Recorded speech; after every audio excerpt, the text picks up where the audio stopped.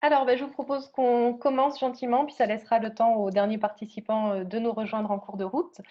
Donc, bonjour, bienvenue et merci à tous pour votre participation à ce webinaire. Ce webinaire qui va être à la croisée de trois mondes passionnants que sont le vin, l'eau et le digital. Donc, c'est un webinaire qui est organisé dans le cadre de la DigiWeek de Nîmes Métropole, que nous remercions chaleureusement pour cette initiative et pour avoir intégré cet événement au sein de la programmation. Cet événement vous est proposé par 4 clusters. Il est le fruit de la collaboration entre Vinceo, Agri-Sud-Ouest Innovation, Digital 113, qui est également co-organisateur de la DigiWeek, et le pôle Aquavalais, dont je suis moi-même salariée. Nous allons avoir donc le plaisir de passer 2 heures ensemble pour réfléchir aux apports du digital dans une gestion de l'eau au sein de la viticulture qui soit plus efficiente et respectueuse de l'environnement. Hop, alors c'est juste la slide suivante qui veut bien arriver. Donc, au programme de ce webinaire, nous allons vous présenter quelques propos introductifs, on va vous présenter quelques consignes et les champs d'action des partenaires organisateurs. Puis, nous aborderons la thématique du jour au travers de sujets. Tout d'abord, le digital pour piloter intelligemment une parcelle viticole et ensuite, comment le digital peut nous aider à mieux protéger la vigne et l'environnement. Donc, pour ce faire, il y a 8 entreprises qui ont accepté de jouer le jeu pas évident de réaliser 5 minutes de pitch pour nous présenter les solutions qu'elles proposent sur ces thématiques-là. Mais l'enjeu du webinaire, c'était également de co-construire avec vous une vision du futur sur quelle pourrait être la parcelle à horizon 2030. C'est pourquoi nous avons imaginé un petit fil rouge que nous allons vous proposer tout au long de ce webinaire. Et l'idée, c'est que vous puissiez en fait contribuer sur quelle est votre vision de la parcelle viticole pour 2030. Vous aurez la possibilité de contribuer au travers l'outil conversation qui est disponible dans Zoom et une synthèse vous sera proposée à l'issue de ce webinaire. Alors, pour entrer directement dans le bain et pour vous aider à commencer à réfléchir, voici le fil rouge que nous vous proposons pour ce webinaire. Nous sommes en 2030 et les conditions climatiques extrêmes ont rendu l'eau très rare et l'environnement très vulnérable. Alors, comment imaginer la parcelle viticole de 2030 afin qu'elle permette de maintenir la production en termes qualitatifs, quantitatifs, tout en respectant la ressource et l'environnement? Comment va-t-on faire pour gérer la vigne, pour gérer l'eau, pour gérer les produits phytosanitaires? Nous attendons donc avec impatience l'ensemble de vos contributions au sein de l'outil conversation de Zoom pour que vous puissiez nous exprimer selon vous face à ce constat quels vont être les verrous, quelles pourront être les solutions et comment le digital va pouvoir nous aider à construire, à répondre à ces challenges. Donc vous pourrez contribuer, co-contribuer à nouveau au sein de ce webinaire où nous ferons des rappels réguliers. Voilà, donc en attendant, je vais laisser la parole à Balkis Vicaire du cluster Vinceo qui va vous présenter quelques consignes. Merci Mylène, bonjour, bienvenue à tout le monde. Ravie de pouvoir vous compter dans ce webinaire. Donc, je vais vous présenter quelques consignes qui seront utiles et pratiques pour suivre le webinaire de manière idéale. Alors, tout d'abord, si vous pouvez, s'il vous plaît, pour préserver la bande passante et que tout le monde puisse suivre, il faudrait éteindre vos caméras et vos micros. Logiquement, vos micros sont éteints de base. Vous pourrez les rallumer au moment de poser des questions, donc à l'issue de chacune des interventions. On estime le temps de question à 2 minutes, ce qui équivaut à 2 questions posées à l'oral. Si jamais il y avait plus de questions, n'hésitez pas à les poser à l'écrit dans l'onglet Converser, qui est au milieu de votre écran. Que vous dire de plus? Oui, que par rapport à cette parcelle 2030, tous vos commentaires, vos réflexions, vos questions seront les bienvenus à l'écrit, si possible, toujours dans l'onglet Conversation.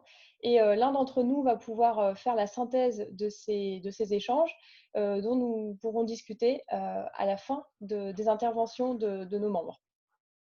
Très rapidement, je vous présente Vinceo, qui est un cluster. Donc, c'est une association qui rassemble une centaine de membres qui sont répartis sur le territoire occitan. Donc, du sol viticole jusqu'au verre de vin. Nous fédérons des entreprises qui fournissent des biens, des conseils, des services aux vignerons et aux caves. Nous fédérons aussi le monde de la recherche et de l'enseignement qui travaille sur la vigne et sur le vin. Nos missions, c'est de promouvoir nos membres, de communiquer sur leur expertise, mais surtout de faire en sorte de tisser un réseau entre eux parce qu'ils ont des profils extrêmement variés et que leurs compétences ensemble, permettent d'innover et de créer des solutions qui sont concrètes et qui répondent aux problématiques terrain de la filière vitivinicole. Ça se concrétise principalement par des rencontres, comme aujourd'hui, avec d'autres clusters, entre nos membres, avec d'autres structures. Nous réalisons aussi de la veille sur la filière en France et à l'étranger, et nous sommes aussi bien connus sur les salons comme le Citevi ou le Vinitech, où nous avons un stand collectif où nos membres peuvent exposer. Je vais laisser désormais la parole à Digital 113 pour se présenter. Bonjour, merci Baltis. Bonjour à tous, je suis Amélie Leclerc, directrice du cluster Digital 113. Est-ce qu'on peut passer à la slide suivante, s'il vous plaît? Voilà. Il y a des choses qui ont sauté dans la présentation. Donc, nous, Digital 113, on est le cluster des entreprises du numérique en Occitanie. Et notre mission, c'est de fédérer ces entreprises. Donc, ça peut être des éditeurs de logiciels, des entreprises de services numériques, des hébergeurs, des infogéreurs, des plateformes, des structures qui développent de l'Internet des objets, de l'intelligence artificielle, voilà, pour vous donner un panorama global. Et notre mission, c'est de les accompagner, de les faire grandir et de favoriser les interactions entre tous les acteurs du territoire. Si on peut passer à la slide suivante, voilà, on peut passer. Voilà, on est vraiment à l'interface de tous les acteurs du territoire, les pôles, les clusters, les pouvoirs publics. On est aujourd'hui donc 12 salariés, une équipe, donc une association qui est gouvernée par 48 chefs d'entreprise qui s'impliquent quasiment au quotidien auprès de nous. On regroupe 350 entreprises adhérentes, ça représente plus de 15 000 salariés et on a un plan d'action qui est très très varié. Si on peut passer sur la suite, je voudrais vous proposer juste un petit focus. Donc ça, ce sont nos 5 axes stratégiques qui sont classiquement les 5 axes stratégiques qui permettent de développer une entreprise. Et dernière slide, et on va s'arrêter une minute dessus. Ce qu'on va proposer à partir de décembre, donc là vraiment, je pense que vous êtes les tout premiers qu'on informe là-dessus. À partir du mois de décembre, on va lancer un programme qui s'appelle Digital is Future. Et tous les trimestres, on va s'intéresser en particulier à la transformation digitale d'une filière donnée. On commence dès le mois de décembre avec la filière agri-agro, donc ça tombe bien aujourd'hui, c'est un avant-goût. Et vu le programme, ça va être un avant-goût déjà bien prononcé, bien approfondi. Et pour déployer cette programmation, on a différents formats que vous voyez là. Le premier enjeu, c'est de permettre aux entreprises de la filière numérique de mieux comprendre ce qui se passe dans les filières. Donc, par exemple, pour l'agri-agro, on va démarrer avec Agri Sud-Ouest Innovation et la Chambre d'agriculture. Ça va permettre de faire comprendre aux entreprises du numérique quels sont les enjeux, les métiers des entreprises de la filière agri-agro et pour pousser les entreprises du numérique à mieux les comprendre et à savoir y répondre.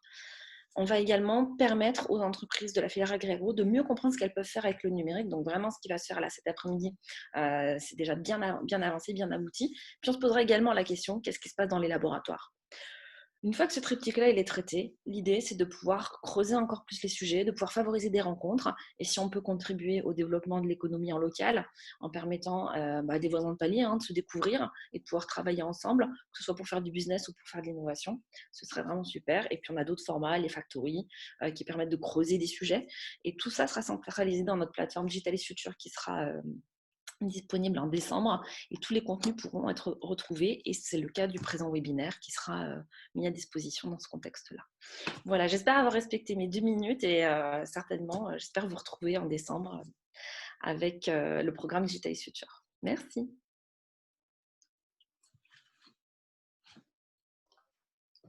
Bonjour, je prends la suite. Nicolas Nguyente du pôle Agri-Finance Innovation. Très rapidement, donc nous, on est pôle de compétitivité, on s'intéresse à l'innovation agro, et dans le quart sud-ouest de la France, donc on couvre les 2 régions Occitanie, Nouvelle-Aquitaine. Voilà, on a environ 450 adhérents, avec un réseau élargi aussi de plusieurs milliers d'acteurs.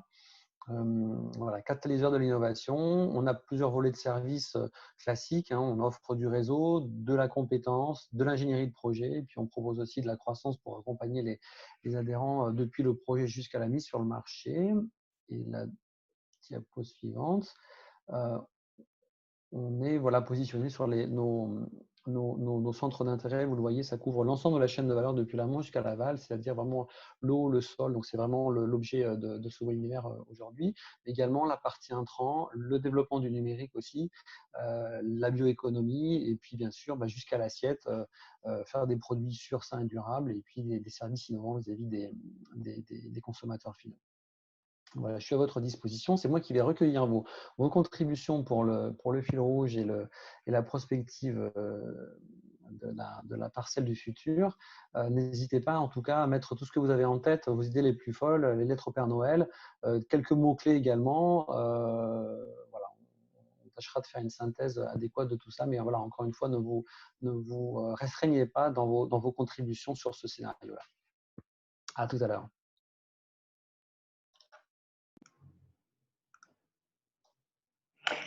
Oui, bonjour à tous. Je prends la main. Donc, Naïla Bouayed pour le pôle Aquavalley que je vais vous présenter donc en quelques mots. Alors, Aquavalley, c'est une association qui fédère les acteurs de l'eau, que ce soit de l'industrie, du service, de la recherche ou de la formation, et qui rayonne par ses actions principalement sur la région Occitanie et la région sud PACA, ce qui est notamment rendu possible par la délégation de notre pôle au niveau du cluster EA Éco-entreprise. Alors, le pôle Aquavalley se définit comme un facilitateur du développement économique et technologique et comme un trait d'union également entre les mondes de la recherche et de l'industrie. Et à ce titre, nous accompagnons nos membres dans l'innovation, dans l'internationalisation de leur savoir-faire, tout cela au bénéfice de la compétitivité des entreprises françaises de la filière de l'eau. Alors aujourd'hui, notre réseau compte un petit peu plus que 240 membres qui sont pour la majorité des entreprises, qui regroupent un large ensemble de compétences qui vont couvrir la totalité du cycle de l'eau, puisqu'on voit ici qu'on va retrouver des compétences sur la mobilisation de la ressource, en passant par son traitement, sa distribution, mais aussi la collecte, l'épuration et jusqu'à la réutilisation et le recyclage des eaux usées. Et par la grande diversité de ces compétences, les marchés adressés par nos membres sont assez différents et on va trouver parmi ces marchés, par exemple, l'industrie, l'énergie ou encore le grand marché de l'agriculture qui est aujourd'hui notre sujet.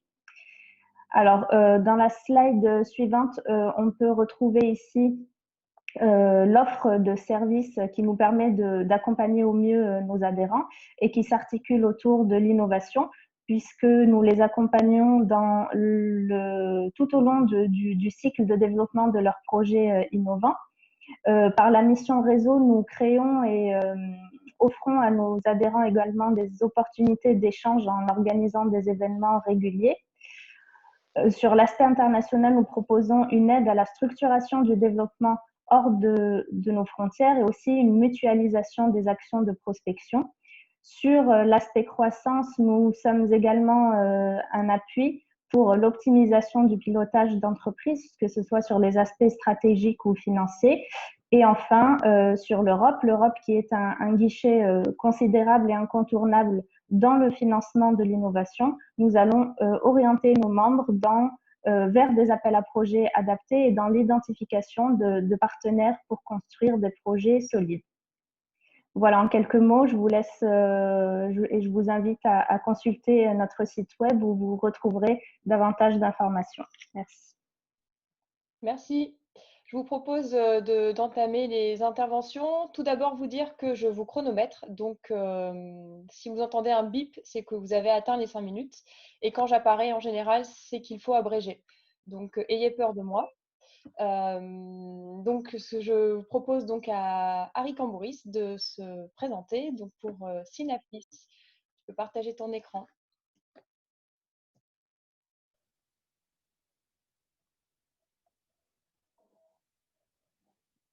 Voilà. Vous le voyez un grand écran?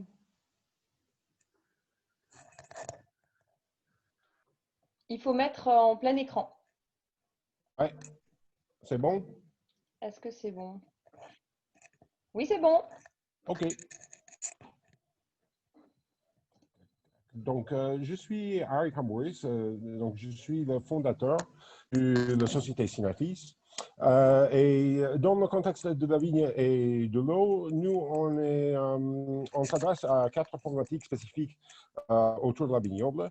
Donc, la première, c'est tout simplement la gestion des ressources en eau, donc soit une réduction de consommation ou une amélioration de l'irrigation pour contribuer au développement durable et la qualité de la vie. une amélioration globale sur l'agriculture écologique, donc la gestion de l'environnement dans les rangées, qui aide à une contribution à l'agroforesterie et à l'agroécologie pour essayer de réintroduire les espèces qui sont parties. Une amélioration de la production, donc au printemps, c'est les alertes au gel, et tout au long de l'année, c'est la gestion des traitements phyto, et, ou bien les auxiliaires comme les consignats, les compagnies. Et finalement, notre système est désigné pour adresser les contraintes budgétaires. Donc, tout simplement, c'est un système de sonde qui mesure la température et l'humidité de l'air, la température et l'humidité du sol, l'humectation de feuilles. Donc, l'humectation de feuilles, c'est assez sensible pour mesurer le marin ou le brouillard le matin jusqu'à la pluie.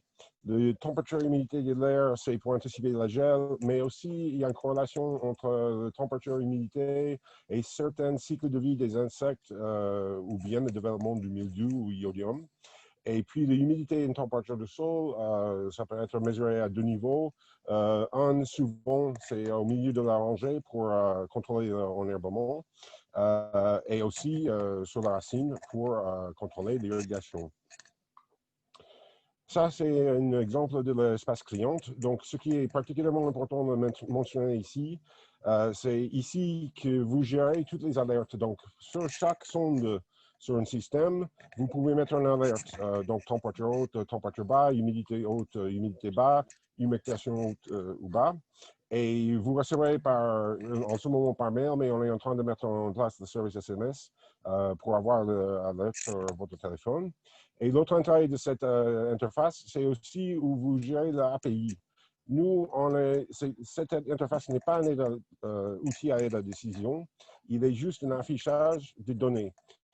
Cependant, pour exploiter ces données dans nos autres outils d'exploitation, on a développé une API qui permet de télécharger à fréquence désignée toutes les données de toutes les sondes dans un format open data, donc du JSON ou du CSV, et ils peuvent être injectés dans les autres outils. Donc, on sait on est compatible avec BAPI de InVivo, avec FarmStars et avec l'outil que je ne me souviens pas le nom de Arvalis pour la gestion d'eau.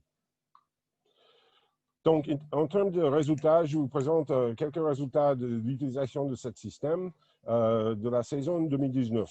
Donc, l'IFV et le Château Fabre-Condon, ils ont tous utilisé pour gérer l'enherbement entre les rangées des vignes pour optimiser la réserve utile en eau du sol. Donc, pour le IFV, c'était pour essayer de conserver l'humidité dans le sol. Et pour le Château Fabre-Condon, c'était une optimisation du temps,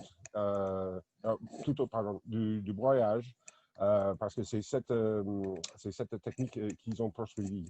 Et ils sont en pente avec un sol très argileux. Donc, c'était très important.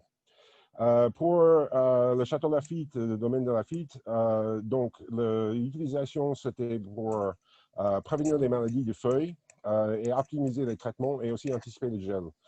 Donc, en faisant une correspondance entre l'humidité de l'air, l'humidité de l'humectation de feuilles, ils avaient une meilleure adhésion du traitement aux surfaces des feuilles. Et donc, ça a permis une réduction de traitement phyto d'environ 10%. Pour les fermes leaders, spécifiquement autour de la cave de la Bastide, donc c'était pour la gestion de la réserve utile de l'eau, et ce qui a donné un rendement de plus de 5 à 15% selon le parcelle. Et je vais vite parce que c'est en train de finir. Donc, aussi avec les fermes leaders, ils ont utilisé ça pour anticiper les traitements du mildiou et du iodium, et aussi pour l'application parfaite ou plus optimisée du phyto vers sur les feuilles. Et voilà. Merci. Désolé, Baki, j'ai 17 secondes de plus. Oui, tu es pardonné. Merci beaucoup pour Merci. cette intervention. Est-ce que certains d'entre vous auraient des questions à poser pour mieux comprendre, peaufiner certains aspects? Est-ce que je peux poser une question? Bien sûr. Bonjour. Bonjour. Juste, enfin, c'est une question et une remarque. C'est très intéressant. Simplement, quand on parle de l'augmentation de rendement, ce serait intéressant de préciser quelles sont les composantes du rendement que l'on a réussi à augmenter, sachant que l'irrigation, par exemple, n'augmente pas forcément le rendement, mais le maintien. Oui, au niveau de augmentation, c'était la quantité de récolte. Ça, c'est ce qui était remonté vers moi.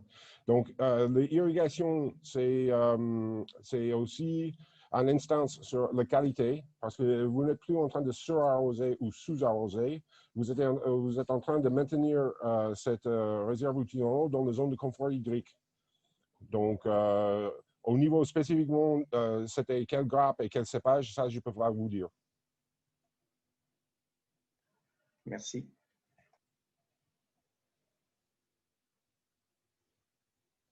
Y aurait-il d'autres questions?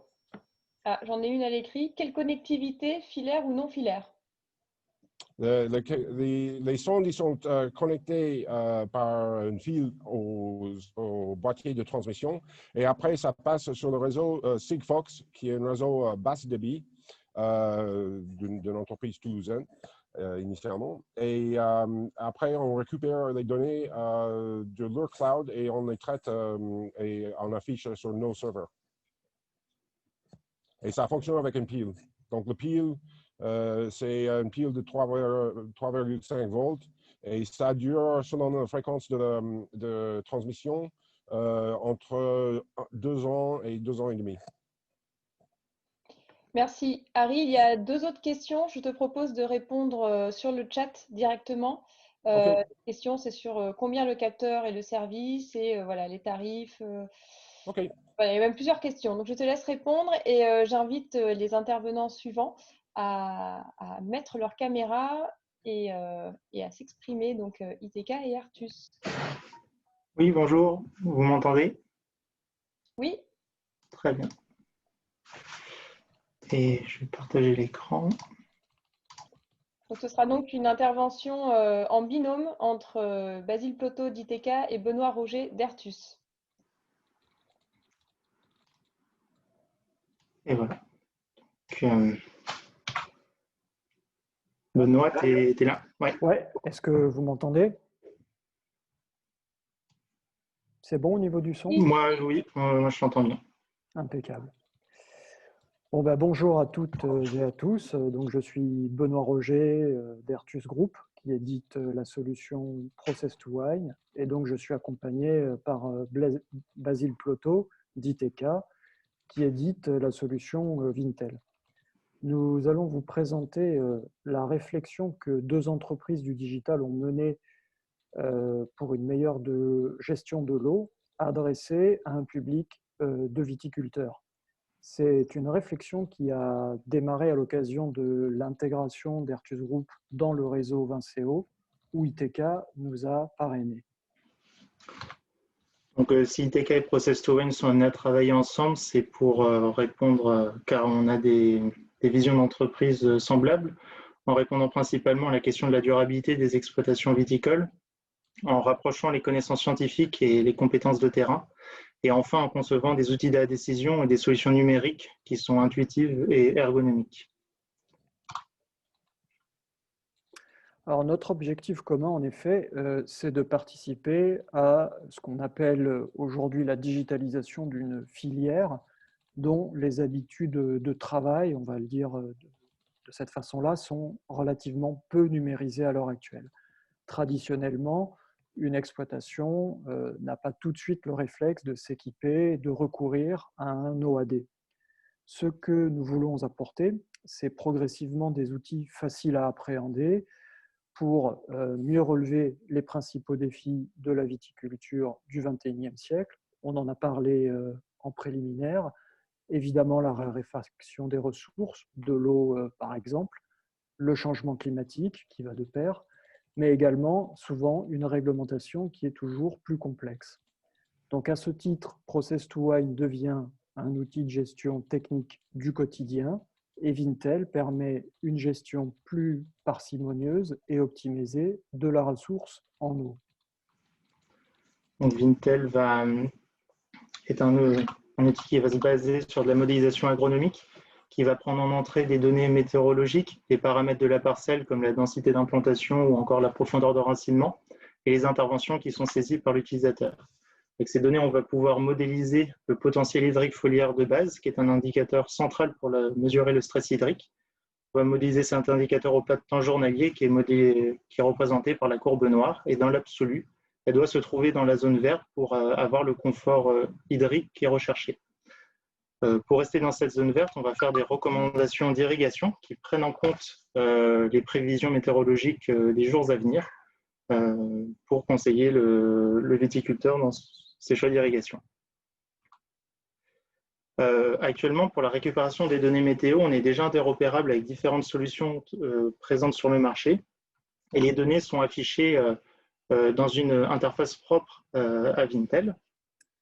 Et actuellement, les préconisations sont envoyées aux opérateurs sur le terrain en mode manuel, c'est-à-dire que la personne qui gère l'application souvent doit communiquer manuellement avec ces opérateurs. Et une fois les interventions réalisées sur le terrain, la saisie de ces interventions est aussi réalisée de manière manuelle dans Vintel, qui ensuite, grâce à ces informations-là, est remis à jour et l'algorithme est réinitialisé avec ces nouvelles informations. Alors, en reliant Process2Wine à Vintel, le but, c'est d'afficher les préconisations de Vintel directement dans l'interface de Process2Wine pour mener les opérations. Donc, l'opérateur voit par exemple ici une irrigation de mise en réserve qui lui est proposée. Je crois qu'on voit ma souris. Ce qui permet d'avoir dans sa poche, grâce à son téléphone ou à sa tablette, les préconisations qui lui sont directement transmises. Il n'a plus qu'ensuite à les valider pour les restituer automatiquement à Vintel. Donc il y a un triple bénéfice à ça. D'une part, la préconisation et l'action est simple à valider dans une interface qui est très intuitive. D'autre part, l'algorithme de Vintel se remet à jour automatiquement avec des données fiables. Et puis enfin, la traçabilité de l'irrigation est assurée dans Process2Wine. Donc finalement, on arrive avec un schéma beaucoup plus automatisé comme l'a présenté Benoît, avec un processus cyclique entre l'envoi des données dans l'outil de gestion et le retour des informations validées par les utilisateurs dans Vintel. Voilà. Si vous avez des questions, on est à votre disposition et on vous remercie pour votre attention. Merci pour votre attention.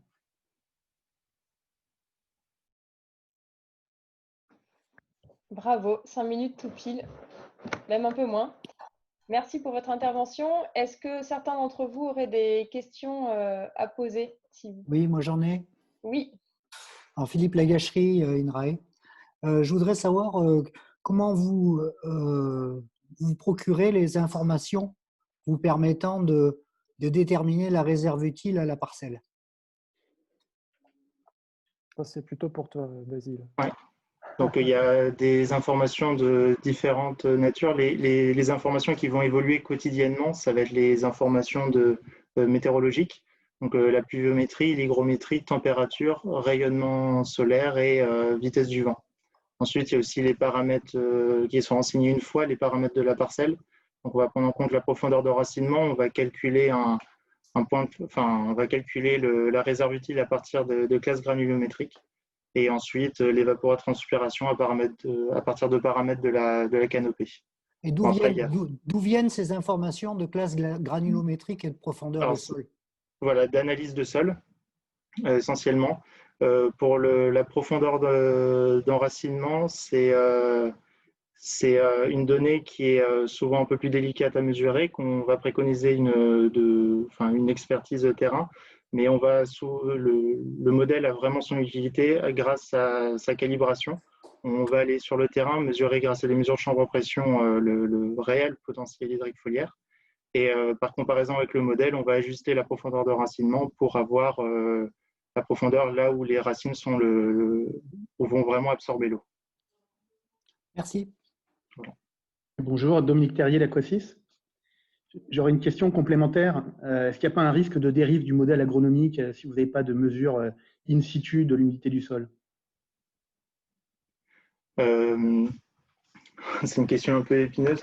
De dérive, c'est-à-dire d'année en année, vous voulez dire ou En cours de campagne, en fait, la modélisation de la réserve utile, vous avez des données météo, vous avez un modèle pédologique, et vous appliquez un modèle végétatif. Mais oui. Comment s'assurer en fait que, au fur et à mesure du temps, la réserve utile, le remplissage de la réserve utile simulée est bien proche de ce qu'il est en réel, sans avoir la capacité de corriger, d'actualiser le modèle, puisque vous n'avez pas de mesure.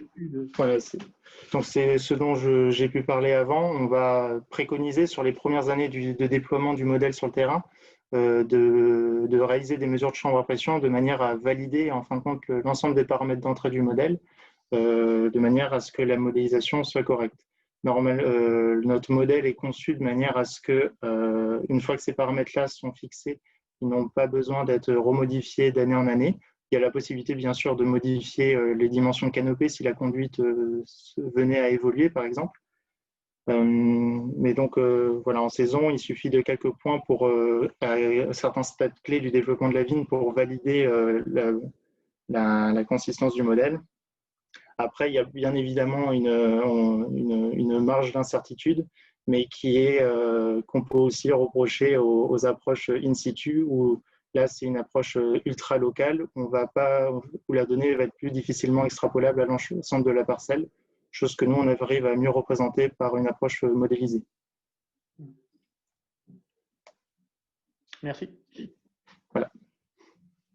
Merci. Si vous avez d'autres questions, et je vois qu'il y en a, c'est donc sur la conversation que vous pouvez poursuivre. Donc j'invite notre intervenant suivant, Permagro, donc Clément Fregnault pour Permagro, à mettre la caméra, son micro et à partager son écran. C'est chose faite. À tout de suite. Bonjour à tous, j'ai pas encore la caméra, elle arrive.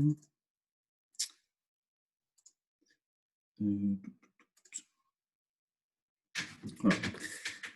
Ok, bonjour à tous, donc je suis Clément Fregnault, fondateur de la société Permagro et je vais vous présenter aujourd'hui des outils de cartographie qui permettent de mieux gérer son irrigation. Tout d'abord, quelques mots sur l'entreprise Permagro et ses domaines d'expertise. Nous sommes spécialisés dans la création d'outils de cartographie pour la gestion de domaines viticoles sur des thématiques telles que le foncier, le parcellaire et notamment l'irrigation, ce qu'on va évoquer aujourd'hui, et puis ensuite des thématiques plus réglementaires telles que les ZNT ou les DSR, distance de sécurité riverain, et des aspects enfin plus environnementaux avec des outils pour les audits HVE par exemple.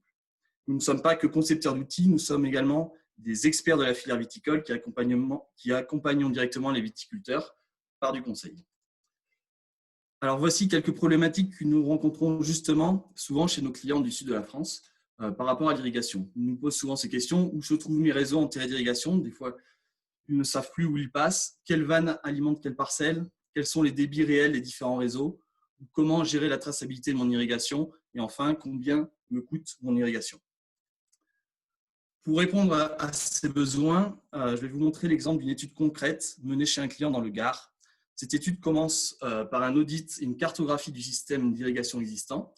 On va ensuite réaliser une cartographie du futur système, cartographie qui va permettre de lancer un appel d'offres pour les fournisseurs de matériel d'irrigation qui vont, eux, vraiment dimensionner précisément le système. Ensuite, on va pouvoir accompagner nos clients sur des dossiers de subvention d'irrigation et également dans la mise en place en tant que AMO sur les installations nouvelles et notamment cartographier dans le sol où vont passer les conduites.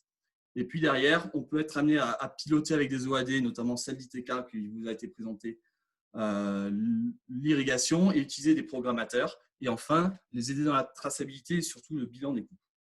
Ce que je vais vous présenter du coup ici, c'est le système d'information géographique que nous utilisons, basé sur le logiciel QGIS et qui peut être mis à disposition de nos clients. Nous partons tout d'abord d'un fichier de nos clients qui s'appelle le CVI, le parcellaire cadastral. Ce document, nous allons le numériser et nous allons cartographier le foncier de nos clients, les parcelles cadastrales plantées en vigne. Sur ces parcelles cadastrales, nous allons dessiner des parcelles culturales très précisément au rang près, cépage par cépage, année par année, appellation par appellation. Nous aurons sur chaque parcelle des informations qui seront utiles pour les viticulteurs, mais également pour nous gérer l'irrigation. Et ensuite, on va commencer à numériser, digitaliser l'irrigation. Tout d'abord, en récupérant des données, notamment ici, des données de BRL, donc c'est l'apport d'eau à la parcelle donc par l'entreprise BRL au niveau d'un compteur. Et puis, à partir de ce réseau, donc ici, vous avez la bande de BRL qui va être dessinée. On va dessiner tous les réseaux primaires, notamment, et ensuite les peignes et les gouttes à gouttes des parcelles. Pour chaque élément que nous allons dessiner, qui est du coup repéré soit sur une orthophotographie, soit sur des relevés GPS sur le terrain, nous allons du coup avoir des attributs, notamment ici. Nous allons pouvoir, pour tous les gouttes à gouttes, avoir ici des informations telles que des photos, des liens avec la facture, des liens sur des fiches techniques des gouttes à gouttes et des informations sur les écartements entre goutteurs, les débits de goutteurs. Ça va nous permettre de faire quelques calculs de débit. Nous allons également auditer le système et puis nous allons très simplement annoter des photos.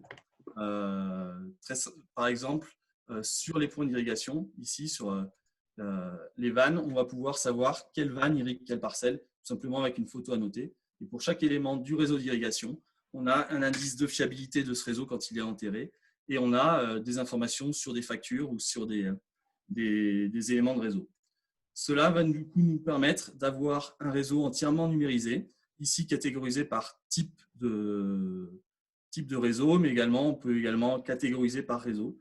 Donc ici sur cette parcelle bleu, blanc, rouge, c'est une parcelle de Syrah plantée cette année et nous avons installé un système d'irrigation avec 3 réseaux et nous avons la traçabilité et le positionnement exact de tous les gouttes à gouttes du réseau et toutes les informations associées au réseau installé.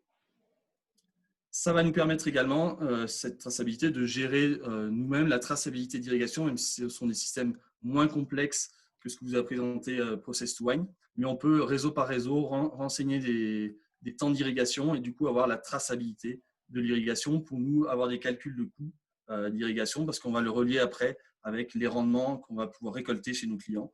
Et puis essayer de les accompagner techniquement mais aussi économiquement dans cette irrigation. Et donc, pour finir, voilà, donc ça, c'est des systèmes de cartographie que nous avons mis en place chez certains clients et nous sommes à la recherche à l'heure actuelle de partenaires R&D pour co-développer ces services et travailler sur l'interopérabilité, notamment avec des EOAD de pilotage d'irrigation, potentiellement des capteurs et des logiciels de traçabilité. Nous sommes aussi à la recherche de domaines pilotes et puis de partenariats commerciaux, puisque nous sommes souvent distribués par des agro-distributeurs. Merci pour votre attention et n'hésitez pas à nous contacter pour toute question. Merci Clément, merci beaucoup pour cette présentation. Je laisse place aux questions pour ceux qui le souhaitent.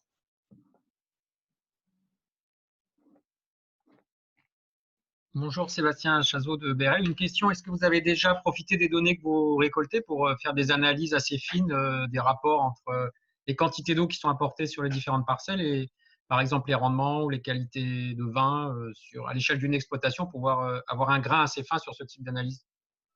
Pour le moment, nous ne sommes pas assez développés commercialement sur cet aspect. On n'est pas forcément on n'a pas assez de données en tout cas pour gérer ça. Ce qu'on peut voir en tout cas, c'est qu'il y a une grosse différence entre les débits de réseau qui sont sur les fiches matérielles et la consommation d'eau réellement réalisée.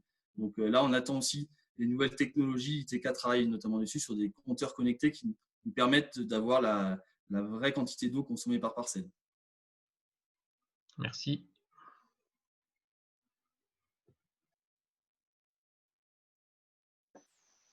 D'autres questions? Sinon, vous pouvez méditer et les écrire dans la conversation, n'oubliez pas. Clément, je te laisserai checker si des questions se posent. Je laisse encore une petite seconde si quelqu'un avait une autre question. Ok. Merci beaucoup. J'invite donc maintenant le dernier intervenant de cette première sous-partie, qui est le digital pour piloter intelligemment la parcelle, donc BRL, qui va nous présenter son outil d'aide à la décision pour piloter l'irrigation. Voilà, mon écran est visible, c'est bon? Oui, c'est bon. Très bien. Voilà, donc Gaëtan Desfontaines, donc je travaille à BRL Exploitation. Donc, on parlait juste à l'instant, là, donc on gère un réseau d'irrigation sur l'ex-Languedoc-Roussillon. La vigne étant en fait une des cultures qui s'irrigue le plus en termes d'augmentation de surface. Donc, depuis 2014, en fait, il y aura en 2022 à peu près 10 000 hectares, même voire plus, d'hectares supplémentaires en irrigation de vigne. Donc, la vigne devient en fait vraiment majeur en termes de consommation en eau maintenant. Déjà en surface, c'est la première culture irriguée largement.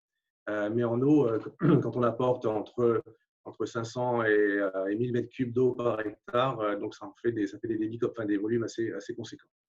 Donc pour aider en fait les agriculteurs et les viticulteurs à bien utiliser l'eau, on propose aux clients de BRL, mais même au-delà du réseau, d'avoir accès à un OAD. Alors tout à l'heure, ITK a parlé en fait de son produit. Donc c'est quelque chose qui ressemble. Alors nous, on est parti sur une base qui est un peu différente. On est parti sur le principe d'avoir quelque chose de relativement accessible, certes peut-être on va dire un petit peu moins précis, mais qui soit utilisé. Il faut savoir qu'aujourd'hui, la grande majeure partie des viticulteurs n'ont pas d'outils de gestion des irrigations et même de démarrage des irrigations.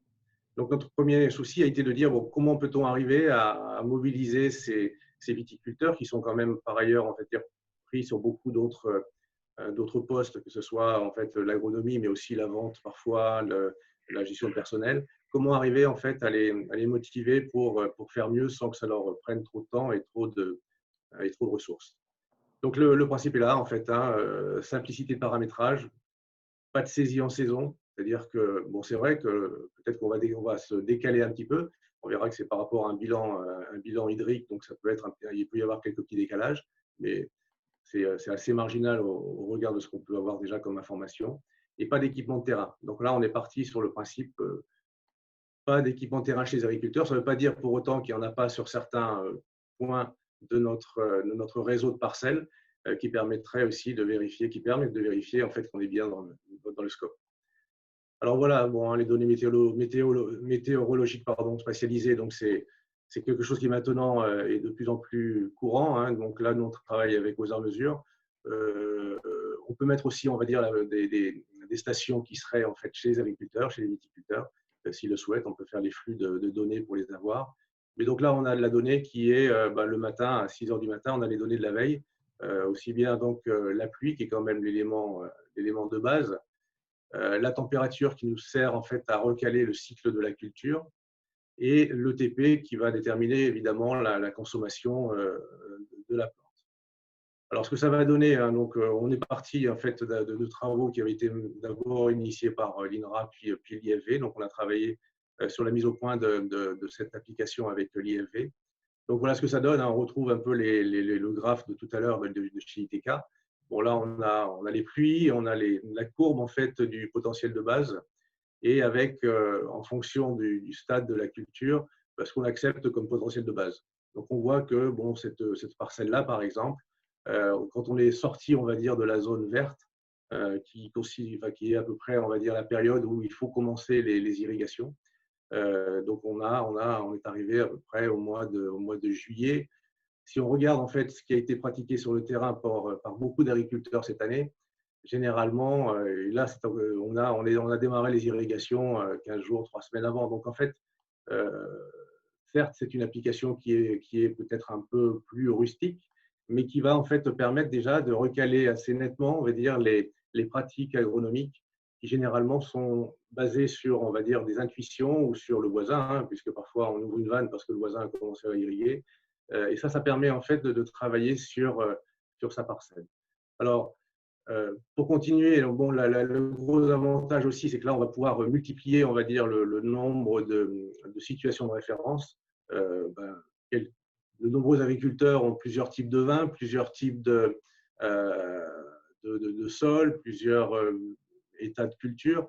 Donc, en fait, chaque agriculteur va pouvoir positionner, on va dire, ces différentes parcelles en indiquant la couleur de la production, hein, entre du blanc, du rouge, la concentration qu'il souhaite au niveau de ses productions, mais également, en fait, la précocité qu'il peut avoir sur cette parcelle-là, la profondeur du sol. Alors, tout à l'heure, on en parlait, donc déjà aussi d'estimer la profondeur du sol sur trois catégories. Sans doute qu'on fera mieux un jour, mais pour l'instant, on a déterminé ça sur 100, 150 et 200.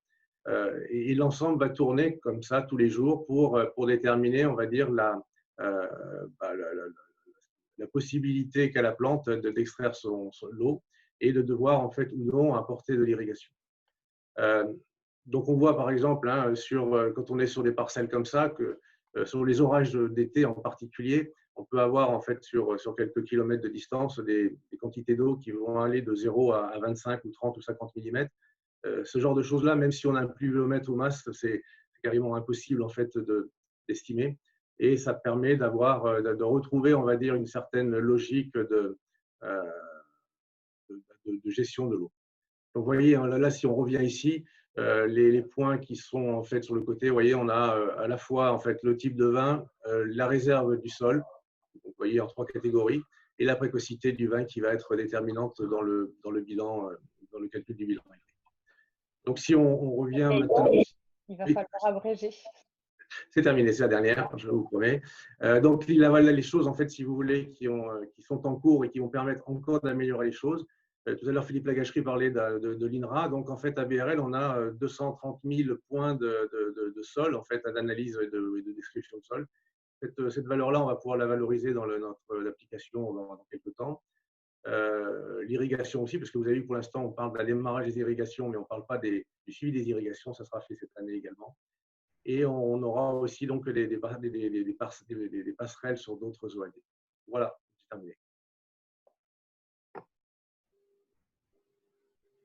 Merci beaucoup. Est-ce que certains d'entre vous auraient des questions à poser? Parce que j'en ai une. Je vois que vous travaillez donc sur tout ce qui est sol. Et est-ce que vous travaillez à déterminer la qualité des sols pour pouvoir ensuite gérer l'irrigation? Qu'est-ce que vous faites exactement et comment est-ce que vous intégrez les sols dans votre outil d'aide à la décision? Alors, pour l'instant, en fait, si vous voulez, c'est du déclaratif, c'est-à-dire c'est plutôt l'agriculteur qui va déterminer en fait la capacité de son sol à stocker de l'eau. Ce qu'on a prévu de faire, c'est d'arriver en fait à intégrer l'ensemble des données pédologiques que l'on a sur la région. C'est-à-dire qu'en fait, BRL, quand les réseaux ont été installés, il y a eu des grosses missions qui ont été lancées sur la caractérisation des sols, au niveau en particulier de la réserve en eau du sol. Donc, on a des profils et des tarières qui ont été décrites sur ces sols-là. Ça n'a pas changé, hein, je veux dire, la capacité des sols est restée la même. Et donc, on va faire de la carto spatialisée de la réserve utile du sol. En fait. C'est-à-dire que quand on va positionner une parcelle en référence ou un point de référence, on aura en fait la capacité du sol à stocker de l'eau sur un enracinement. Alors, ça peut être de la vigne, mais ça peut être sur d'autres cultures. Il va dépendre en fait de la profondeur d'enracinement. D'accord. Y aurait-il d'autres questions? Ok. Si vous en avez d'autres, n'hésitez pas toujours la même chose, à les écrire sur la conversation. Les intervenants, je compte sur vous pour regarder régulièrement si une question ne vous est pas adressée. Comme ça, on est sûr qu'on terminera l'événement en ayant répondu à tout le monde. Je propose de passer à la deuxième partie des interventions que Mylène va animer. Mais c'est toujours moi qui, qui apparaît quand vous dépassez les 5 minutes. Alors, si vous me voyez apparaître, pensez à abréger. Et à tous les participants, effectivement, pensez au fil rouge. Quelles sont vos remarques, vos idées par rapport à la parcelle connectée de 2030? Exactement. N'hésitez pas à contribuer sur l'outil pour qu'on puisse en faire une jolie synthèse à la fin de ce webinaire. Donc, nous allons passer effectivement au deuxième thème qui nous réunit aujourd'hui, à savoir comment le digital va nous aider à mieux protéger la vigne et l'environnement. Donc, nous allons avoir 3 présentations sur cette thématique et nous allons commencer par celle d'EcoClimaSol avec Jean-Philippe Boulanger. Donc, je vais vous laisser partager l'écran à votre tour et le même exercice en 5 minutes, nous présenter votre expertise. Bonjour Mylène, Bonjour. bonjour à tous. Alors, hop.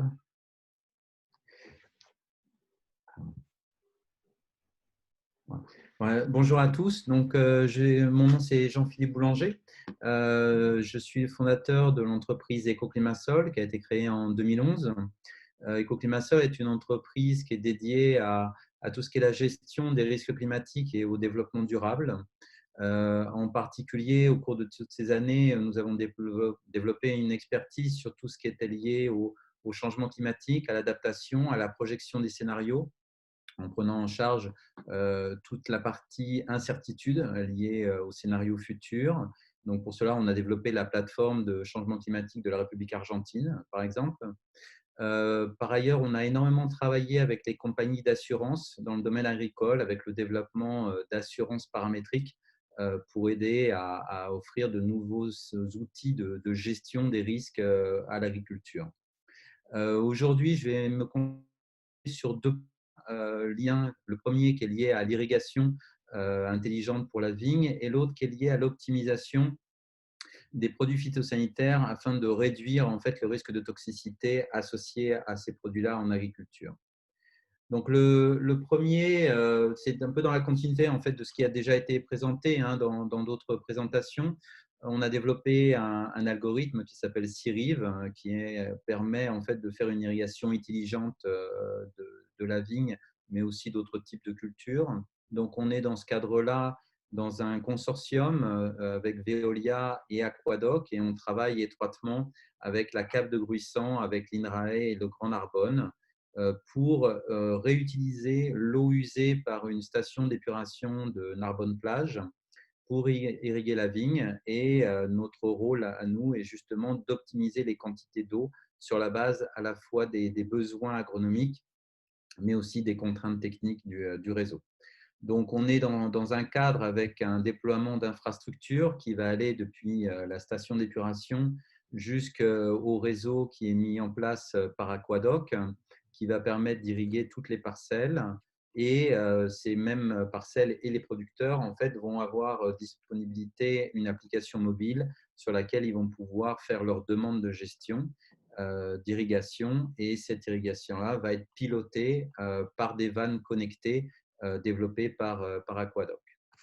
Le rôle d'Ecoclimasol dans le cadre de ce projet, c'est justement le développement, puisqu'on a une forte capacité dans tout ce qui est analyse statistique, data science, machine learning. Donc, c'est en fait d'utiliser toutes les connaissances agronomiques des rendements souhaités, des cépages, des caractéristiques des parcelles, pour faire un calendrier de préallocation. Et une fois que la campagne est démarrée, sur la base en fait, de ce qui a déjà été irrigué, des caractéristiques observées plus des prévisions météorologiques locales, on fait une modulation de ce calendrier de préallocation afin de fournir cette information au producteur qui pourra la confirmer directement via l'application de Aquadoc. Donc, le système est entièrement automatisé, il est facile de visualisation, il y a un accès et une traçabilité de l'information et des différents outils de visualisation, mais dont je n'ai pas le temps de présenter là en ce moment. L'autre point que je voulais mettre en avant et qui me semblait important par rapport aux thématiques présentées aujourd'hui, c'est tout ce qui est lié à l'accompagnement en fait, des producteurs pour les aider à réduire le risque de toxicité des produits phytosanitaires qu'ils utilisent.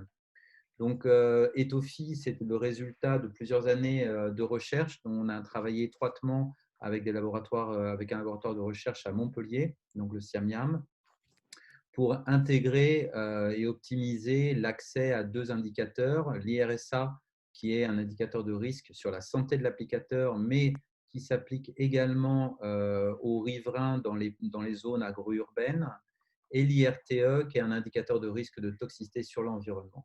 Les deux ont de nombreux sous-indicateurs qui permettent en fait une prise de décision intelligente en termes de risque pour l'applicateur comme sur l'environnement. Donc, en gros, et pour faire simple, l'ensemble du projet se décline en deux applications web et aussi via API. Donc, l'une qui est Etofi Simulator permet de connaître les deux indicateurs IRSA et IRTE pour chaque produit et de les intercomparer afin de trouver les alternatives les moins risquées. De l'autre côté, Etoffie Analyse permet de mesurer l'empreinte phytosanitaire des différentes campagnes, de pouvoir mesurer au niveau de l'exploitation, au niveau des parcelles, au niveau des campagnes, au niveau des cultures et au niveau des types de produits utilisés, ceux qui contribuent le plus à cette empreinte toxique, et donc d'accompagner les producteurs dans une stratégie long terme qui va leur permettre de progressivement trouver des alternatives, réduire leur empreinte phytosanitaire et donc assurer une plus grande préservation non seulement de l'environnement, mais aussi de leur santé et de la santé des travailleurs agricoles de l'exploitation. Voilà, j'ai fait très synthétique et voilà, c'était les idées principales que je voulais partager avec vous. Parfait, merci beaucoup. Est-ce qu'il y a quelques questions?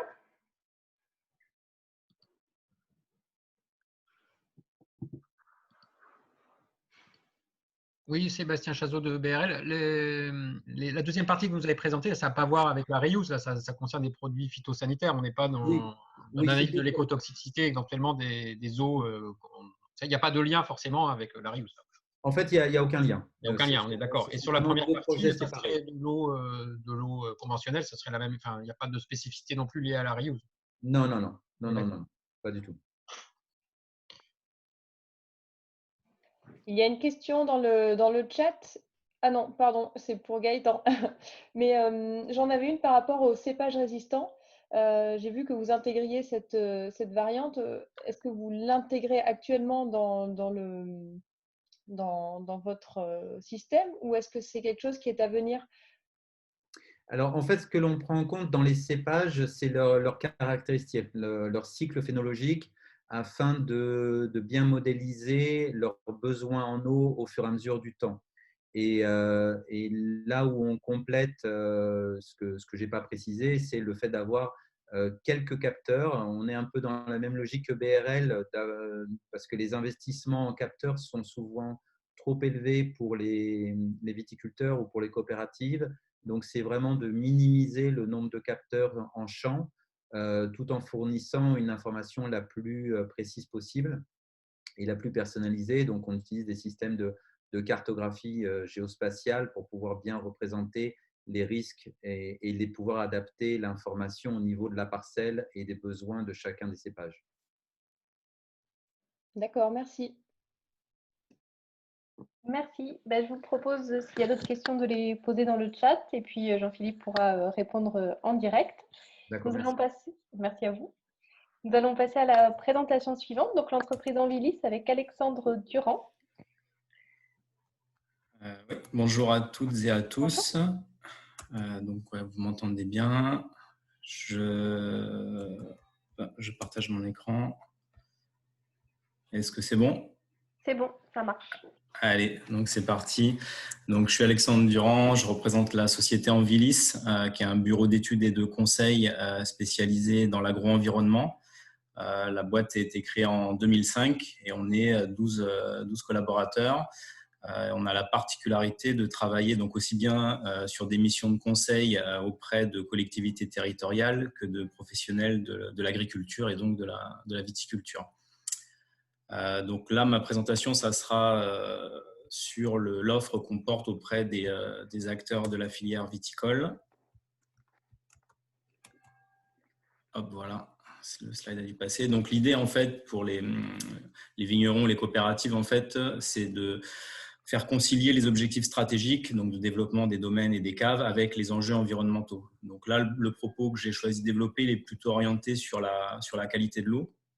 Donc globalement, il y a des enjeux forts partout en France sur la préservation de la ressource en eau au niveau de sa qualité. Donc voilà quelques éléments pour l'expliquer, mais globalement, la majorité de l'eau qu'on boit, elle subit un traitement contre les phytosanitaires. Donc ça, c'est à l'échelle nationale.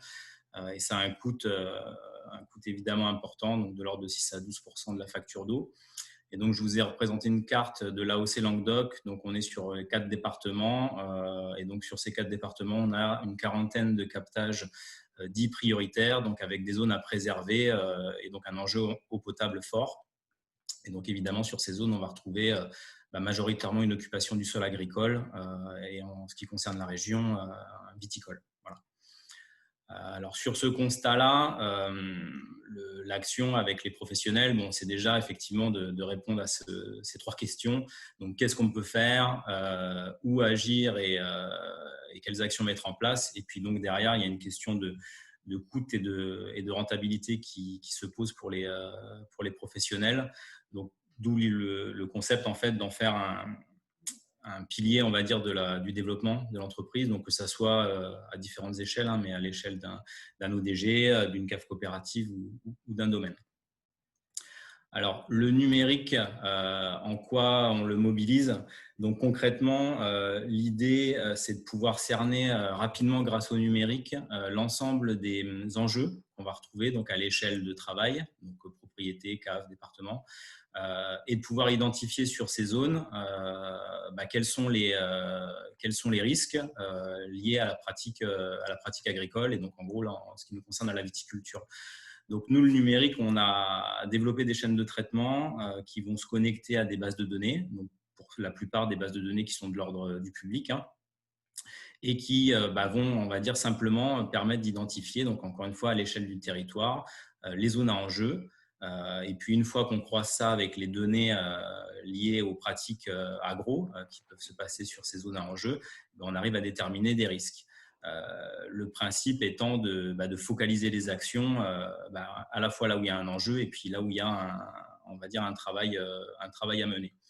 Donc le numérique, il est à ce service-là. Globalement, ça fait gagner beaucoup de temps en fait dans l'approche, et puis ça permet de travailler donc à des échelles qui vont être très grandes, donc au-delà de la parcelle. Donc je vous disais, donc en gros, on peut aller du domaine à la commune, l'intercommunalité, le département, la région. Enfin voilà, il n'y a pas vraiment de limite. Donc une fois qu'on a réalisé ce premier travail, donc d'identifier les risques, concrètement à l'échelle d'un vignoble, si on prend l'exemple d'une cave coopérative, donc on sait où est-ce qu'il faut intervenir. Donc là, évidemment, la phase d'après, elle va pour le coup se passer un peu du numérique, mais c'est évidemment une phase de dialogue et d'échange avec l'équipe dirigeante, avec les vignerons qui vont être concernés par les zones à enjeu. Et là, le but avec eux, c'est de construire un programme d'action qui va viser concrètement à limiter les risques. Donc, pour aller vite, on travaille sur 2 axes. Le premier qui est l'aménagement de la parcelle et des bords de la parcelle. Et puis le deuxième, donc, qui est directement lié aux pratiques agronomiques qui peuvent avoir lieu sur la parcelle. Donc concrètement, la gestion et l'entretien du sol. Donc, pour ce qui concerne la qualité de l'eau, l'itinéraire phytosanitaire qui est le principal enjeu. Donc une fois que ces actions elles sont débattues et décidées, le but, on va dire, c'est que, et je ferai le lien avec la stratégie de la cave là, en l'occurrence, c'est d'essayer de remettre ça dans un contexte économique. Donc le but étant de pérenniser tous ces efforts. Globalement, toutes les caves sont actuellement challengées très fort sur tout ce qui est certification environnementale. Donc le bio, le HVE, le Terravitis, les marchés sont demandeurs et l'offre, en tout cas pour le bio par exemple, n'arrive pas à suivre. Bon, le HVE, c'est en train de pousser fort. Et donc l'idée, c'est de pouvoir à la fois rémunérer ces efforts donc par le marché. Et puis le deuxième travail qu'on fait, c'est d'aller chercher des financements donc auprès d'organisations publiques. Donc j'ai cité l'Agence de l'eau et l'Europe là dans ma slide pour accompagner les opérateurs dans leur démarche et dans leur programme. Donc concrètement, financer les actions. Valkis, je te vois, je crois que j'arrive au bout. Donc ma dernière slide, voilà. Donc en gros, sur les 3 dernières années, on a travaillé avec une trentaine d'opérateurs Viti, principalement sur la région sud de la France et donc surtout à l'échelle de caves coopératives. Voilà. Merci. Merci Alexandre. Alors, il y a déjà une première question dans le chat. Est-ce que la croissance du bio va avoir un impact significatif sur les phytos dans l'eau, ou est-ce qu'il va s'agir de remplacer le produit par un autre? En gros, si on parle de phyto et de qualité de l'eau, donc les principales molécules qui posent souci au niveau de l'eau potable, c'est les herbicides. Donc globalement, avec le bio, on règle le problème des herbicides. Donc oui, le bio forcément a un impact intéressant du point de vue, en tout cas, qualité de l'eau et phyto. Après, sur la partie, comment dire, la partie nitrate et la partie et sur d'autres paramètres, c'est moins vrai, mais en tout cas sur les herbicides, c'est indéniable. Merci. Est-ce qu'il y a d'autres questions pour Alexandre?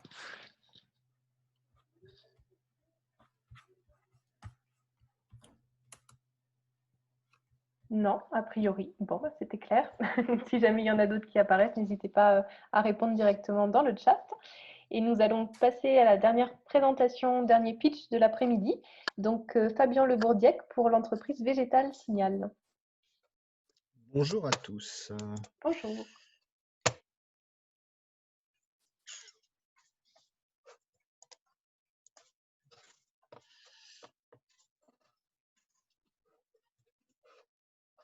Est-ce que vous voyez ma présentation? Ça y est, elle est à l'écran. Super. Merci beaucoup. Eh bien, enchanté. Merci de m'accueillir. Donc, je représente Végétal Signal. Donc, on est plutôt une jeune entreprise par rapport à certains des autres intervenants, puisque nous n'avons que 4 ans. Nous sommes basés à Bordeaux. Et notre particularité, c'est que nous essayons d'exploiter une information produite par les plantes. Nous essayons de développer, du moins de déplacer des techniques aujourd'hui utilisées en neurosciences, plutôt en hôpital, sur l'analyse de signaux de la vigne, en particulier des signaux électrophysiologiques que l'on trouve dans la tige de la plante. Alors, en quelques mots avant de vous présenter un certain nombre de résultats qu'on a eu jusqu'à maintenant. Précision, dans notre phase de développement, nous sortons de R&D. Aujourd'hui, nous avons développé un certain nombre de modèles, vous allez en voir quelques-uns. Et ces modèles sont aujourd'hui en cours de tests de robustesse dans un certain nombre de vignobles, alors évidemment autour de Bordeaux, mais également sur l'arc méditerranéen, ainsi qu'à l'étranger, dans plusieurs pays. Alors, le principe de fonctionnement de notre technologie, c'est qu'il existe un champ électrique qui parcourt les végétaux, qui a grosso modo 2 sources. L'une qui sont des dépolarisations de membranes, des polarisations transitoires au niveau des cellules, notamment foliaires. Et puis, il y a une deuxième source qui est l'interaction entre les racines et le sol, avec un certain nombre d'échanges de minéraux.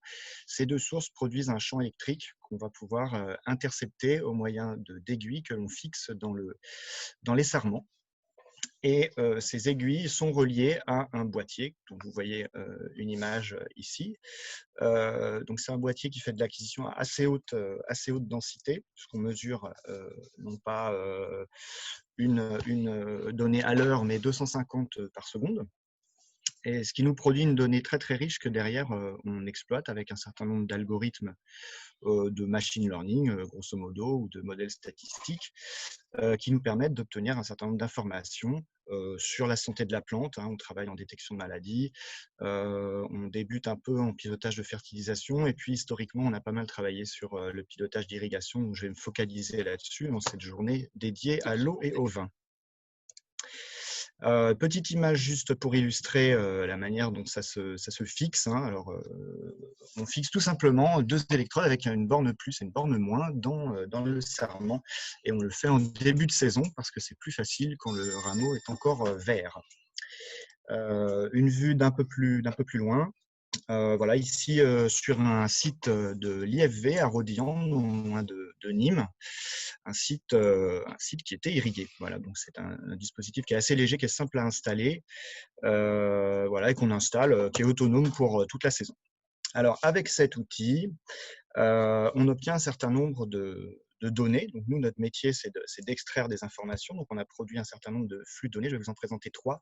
Les 3 qui entrent aujourd'hui dans la construction d'un outil d'aide à la décision. Notre but, c'est pas de proposer des données en disant débrouillez-vous avec. C'est effectivement d'accompagner et d'aider dans l'élaboration de l'itinéraire technique et d'innover dans l'itinéraire technique. Alors, le premier indicateur que l'on utilise est un indicateur plutôt basé sur la physique du signal. Alors, il est présenté ici, on voit des signaux, alors non pas des signaux, mais un indicateur calculé sur des signaux de vignes irriguées, de vignes non irriguées. Donc, il faut savoir historiquement que cet indicateur a été et a sans doute encore le record du monde de discrimination des signaux du stress hydrique, en tout cas dans une plante, puisqu'on a un taux supérieur à 99% de discrimination pour dire si une vigne est stressée ou non. Alors par contre, c'est un indicateur fortement non linéaire, donc nous complétons cette analyse par deux types de modèles. Le premier qui est une approximation du potentiel hydrique foliaire, donc qui a été construit par entraînement en se basant sur des données qui étaient mesurées notamment par l'IFV. Vous avez ici le décours du potentiel hydrique dans deux vignes, l'une irriguée et l'autre non irriguée, justement celle de Rodillan. Avec en haut celle qui est non irriguée, évidemment celle en bas qui ne l'est pas. Ça, c'est un décours qui dure sur 2 mois et vous avez les mesures de chambre à pression de contrôle qui ont été réalisées par l'IFV à l'occasion de cet essai. Donc, l'un des avantages serait d'avoir une information tout de suite disponible sans avoir à se déplacer sans chambre à pression, etc. etc. En complément, nous avons un travail sur un modèle de l'humidité du sol. Donc, c'est un modèle qui fait de la prédiction, donc qui, sur base des signaux, va estimer l'humidité du sol. Alors, le point qui est assez intéressant, c'est que du coup, là, par contre, on a quelque chose qui est plutôt linéaire. Donc ici, ce que vous avez, c'est en fait l'état de corrélation entre la prédiction du modèle et les mesures réalisées. Un point assez amusant, c'est donc qu'on arrive, lorsque la plante est dans un certain niveau de stress, à qualifier cette humidité du sol et l'état finalement de la RU. Et par contre, quand on est au-dessus de la réserve facilement utilisable, on perd cette capacité à prédire cette humidité. Voilà en quelques mots ce qu'on utilise. Et donc aujourd'hui, on utilise ces 3 éléments pour construire des OAD. Voilà, voilà. Merci beaucoup. Merci Fabien pour cette présentation. On a déjà une première question dans le chat. Est-ce qu'on peut appliquer votre outil technologique à d'autres plantes et notamment aux arbres fruitiers? Alors absolument, là j'ai fait un focus vigne, mais on travaille effectivement également en grande culture, en maraîchage et en arbo. Pour l'instant, on a surtout travaillé, donc on a fait un petit peu de fruits rouges et du pommier. Et de bananier aussi, puisque c'est un fruitier, mais ce n'est pas de l'arbo. Merci bien. Est-ce qu'il y a d'autres questions? Oui, Alain Deloire, est-ce que je peux poser une Allez-y, question? je vous en prie. Alors, c'est intéressant, hein, j'aime bien l'approche, surtout l'idée de différencier une vigne qui est stressée, parce que moi, je fais partie des gens qui pensent qu'il ne faut surtout pas stresser la vigne, et une vigne non stressée. Alors, la grosse difficulté, comme avec les potentiels hydriques foliaires, c'est entre les deux, hein. C'est-à-dire ce qu'on appelle la fameuse contrainte hydrique modérée, qui reste quand même un peu une boîte noire. Mais déjà, de pouvoir différencier, enfin de pouvoir montrer qu'une vigne est stressée et déclencher l'irrigation de préférence avant le stress, c'est intéressant et c'est valable pour toutes les techniques que je dis là. Alors, combien de capteurs faut-il au vignoble pour avoir une bonne représentation? Bon, c'est des questions classiques, hein, c'est vrai pour toutes les techniques, hein, voilà. C'est toujours la question de quel est l'échantillon représentatif, quoi. Alors aujourd'hui, les estimations, alors évidemment, ça dépend du terrain, ça dépend de la vigne, ça dépend d'un certain nombre de paramètres, mais en tout cas, en pilotage de stress hydrique, on est à un capteur à l'hectare. Alors ce que je n'ai pas dit, c'est qu'on travaille quand même fortement sur le coût de nos capteurs, hein. Notre but, c'est d'avoir un outil simple d'accès et accessible à beaucoup. Donc on travaille vraiment pour avoir un capteur extrêmement accessible. Par contre, sur d'autres applications, donc celles qui, pour le moment, alors, précision évidemment, c'est un capteur à utiliser intelligemment, hein, en connaissance évidemment de sa parcelle, en utilisant potentiellement les zones les plus séchantes, etc. etc. Mais on a d'autres applications qui, elles, sont un tout petit peu plus gourmandes, hein, quand on fait du pilotage phytosanitaire. Là, pour l'instant, on a besoin d'un maillage un peu plus fin. Mais là aussi, on travaille sur nos cartographies à rationaliser ça le plus possible et à le rendre à nouveau accessible. Oui, merci. Juste une dernière petite question, enfin on peut en discuter plus tard. Peut-être réfléchir sur quel rameau positionner le capteur, parce que je pense que les rameaux primaires ne réagissent pas pareil que les rameaux secondaires à la contrainte hydrique. Bon, c'est-à-dire que le rameau primaire est moins sensible que le rameau secondaire. Bon, il y a un certain nombre de choses à discuter, mais c'est intéressant.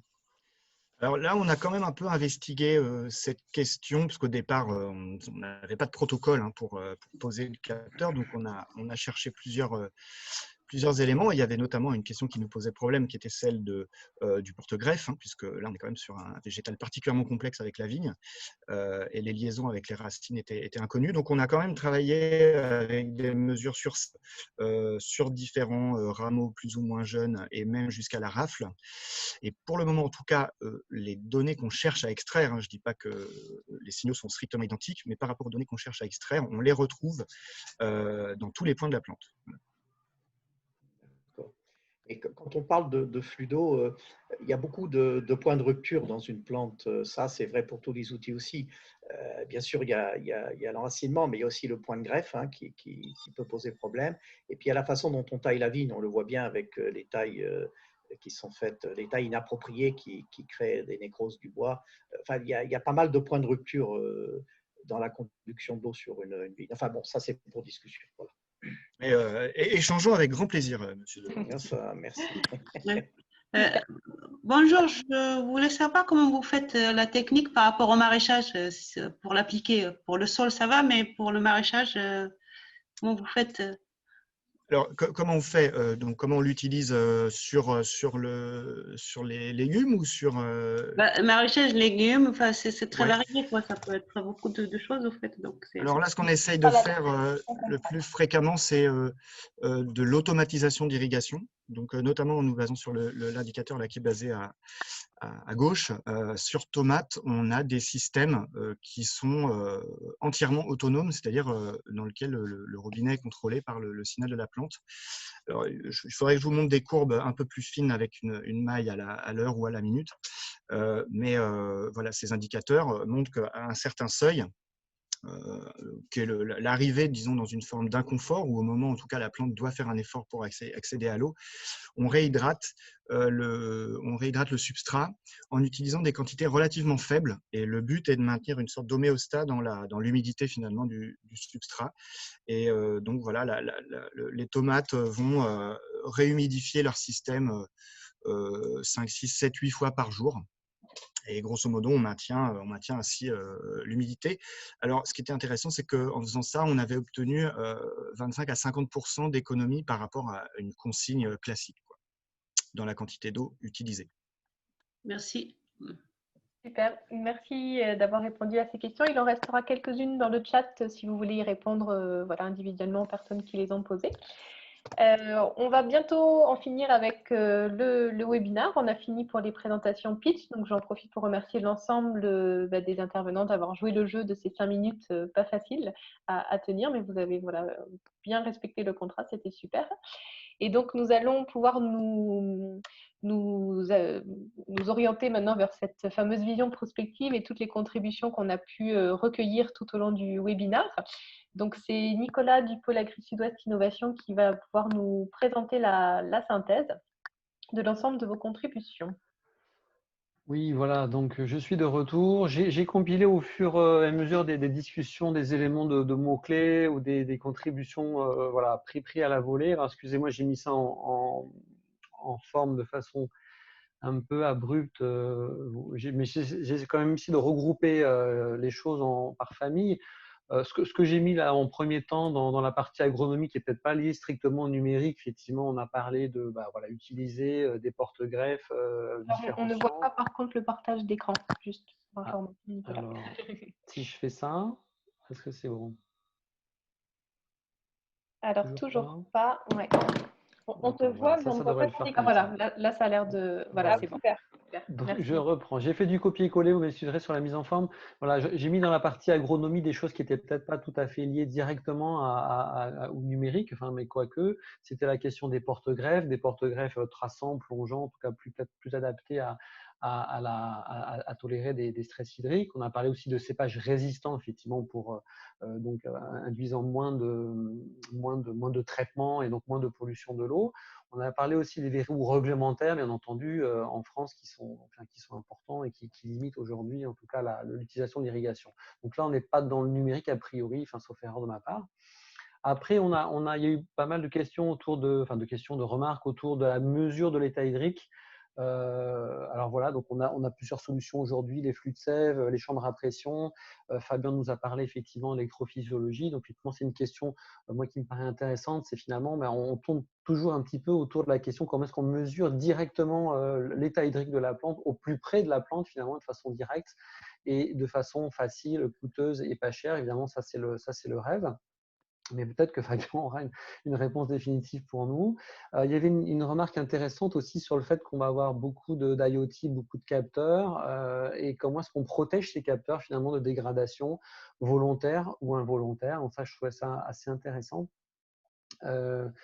Alors oui, une remarque également concernant l'utilisation de nouveaux, alors des capteurs ou de l'imagerie satellite, hein, typiquement les données Sentinelle-2 sont en train d'être explorées par un certain nombre d'entreprises pour voir effectivement ce qu'elles apportent par rapport à l'imagerie un peu plus classique, hein, les données Sentinelle optiques et radar qui sont gratuites ou quasi gratuites avec des retours, enfin des passages beaucoup plus fréquents que ce qu'on a pu connaître jusqu'à présent, donc qui apportent effectivement des nouvelles informations très intéressantes. Ça pourrait être utilisé par exemple pour des produits type NoView par exemple. Oui, alors dans la série de l'IoT et des capteurs connectés, il a été question il faut aussi, dans une logique d'optimisation de l'irrigation, il faut aussi savoir quelles sont les quantités d'eau qui sont effectivement attribuées à la parcelle. Donc, on a besoin de capteurs connectés, d'électrovannes connectés pour piloter en fait les systèmes d'irrigation de façon précise. Rien ne sert d'être très précis dans la préconisation si on n'est pas capable d'être précis dans l'application des volumes d'eau.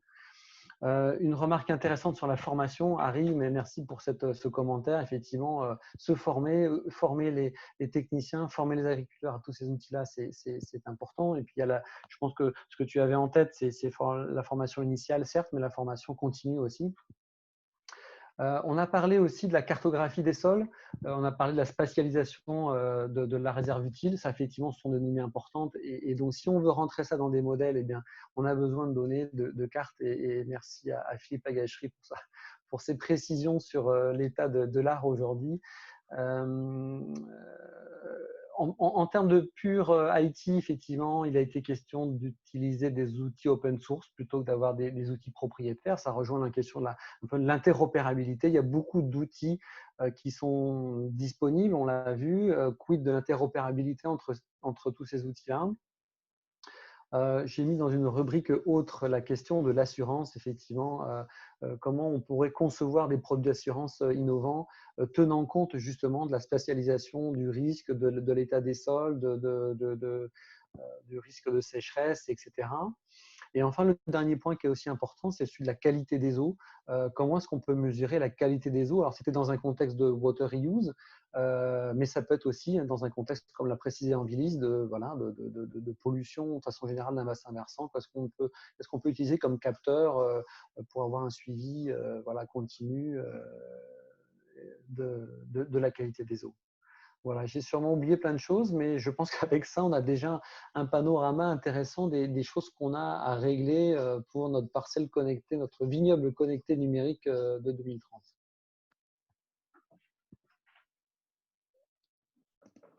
Super, merci Nicolas. Merci beaucoup. Est-ce que ça vous évoque des questions? Est-ce que vous avez des commentaires à faire par rapport à ce paysage qui vous a été dessiné? Et peut-être des réponses par rapport aux questions que cette parcelle 2030 pose.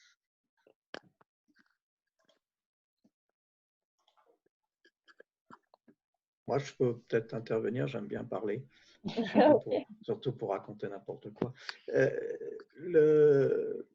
Comment dirais-je, j'ai pas d'idée sur la parcelle 2030 parce que la problématique de la gestion de l'eau sur la vigne est quand même assez compliquée, même si les outils aujourd'hui qui sont commercialisés sont pour la plupart très efficaces et donnent de bons résultats. Je me pose simplement la question de face à l'ensemble de ces outils qui sont dans la boîte à outils, face à l'ensemble de ces développements, je me pose la question de comment le viticulteur il s'y retrouve.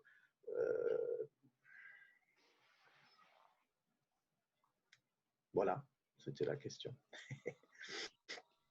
Et moi, j'en ai une également qui rejoint votre question, c'est Aujourd'hui, la plupart d'entre vous êtes des spécialistes du digital ou vous connaissez en tout cas tout cela. Quelqu'un qui ne connaît pas trop, et j'estime en faire partie, pourrait se poser la question de savoir quel type de données est utilisé. Est-ce que quand vous créez des outils pour capter des données ou pour aider à la décision, est-ce que vous pensez à la fameuse interopérabilité, à la personne qui va avoir peut-être un smartphone et télécharger une application, et est-ce que vous vous demandez si ce sera facilement connectable avec d'autres applications, parce que ça fait clairement partie des choses qui font que ce que vous allez développer va être commercialisable. C'est l'appétence qu'on pourrait avoir à l'utiliser et surtout la facilité. Est-ce que ça fait vraiment partie des choses qui sont vos préoccupations?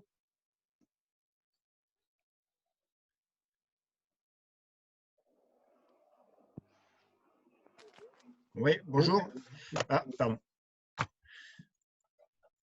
J'ai un élément de réponse, mais je ne dois pas être le seul. Donc, C'est bien va.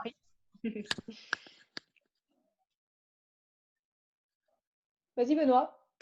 En fait, très simplement, aujourd'hui, effectivement, il y a une grande diversité d'outils numériques et ce sont des outils qui ne sont pas nécessairement développés tous sur les mêmes technologies. Donc la vraie difficulté, c'est quand des opérateurs différents se rencontrent, comment vont-ils établir des protocoles d'échange de données qui permettent à l'utilisateur final d'avoir un parcours d'utilisation simple et convivial. Donc tout ceci, ce sont des questions qu'on se pose en amont et une des réponses, on va dire, qui semble émerger aujourd'hui de façon, je dirais pas standardisée, mais en tout cas de façon assez consensuelle, c'est d'être capable de proposer des API entre différentes solutions qui, par ailleurs, vont conserver leur spécificité en matière de base de données ou de langage de développement, de façon à ce que, malgré tout, on puisse se trouver dans une sorte de zone neutre où des données sont exploitables et envoyables ou récupérables de part et d'autre pour avancer dans des projets collaboratifs et qui peuvent effectivement amener des expertises très très différentes à se parler, parce que l'objectif aussi, c'est pas forcément à chaque fois qu'on va proposer un outil de réinventer la roue ou de redéployer des choses qui fonctionnent très bien.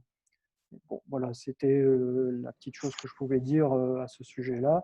En effet, le développement des API et donc la possibilité pour les logiciels, ou pas, hein, certains n'adoptent pas du tout cette philosophie, mais pour parler d'Ertus et de Process2Wine en particulier, on a adopté cette stratégie qui nous permet d'aller discuter, dialoguer sous forme de workshop, voire vraiment de projets de R&D avec d'autres entreprises ou d'autres institutions de recherche, d'aller se connecter et de proposer, je dirais, un outil clé en main qui a l'air de ressembler effectivement à une application sur son téléphone ou sa tablette qui est très simple d'utilisation.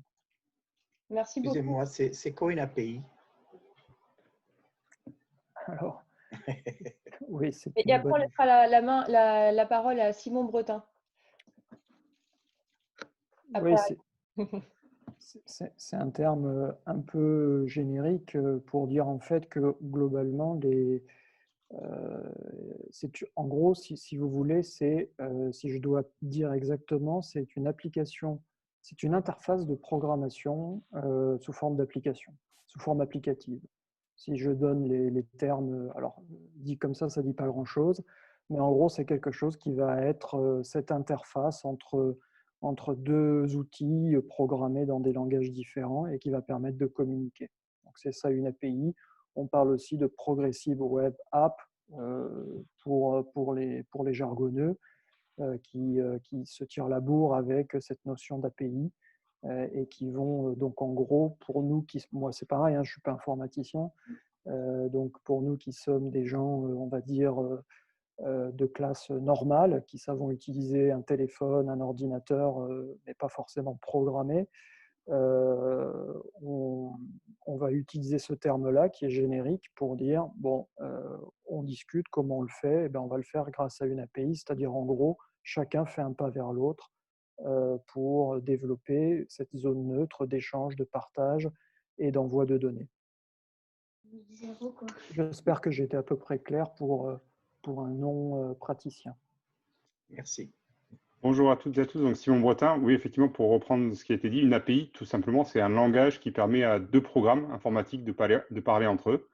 Donc nous, là, tous ensemble, on parle français, on se comprend. Si on met un chinois au milieu, ben, il ne va pas comprendre. Des programmes informatiques, c'est un peu la même chose. De base, comme ça, ils ne savent pas parler le même langage. Et une API va leur permettre justement de pouvoir dialoguer entre eux et d'échanger des informations, ce qui est un élément aujourd'hui devenu primordial. Ce qui va me permettre de répondre un petit peu à la question qui a été posée. Donc moi, je dirige Flotilient, on est une entreprise spécialisée dans la smart data.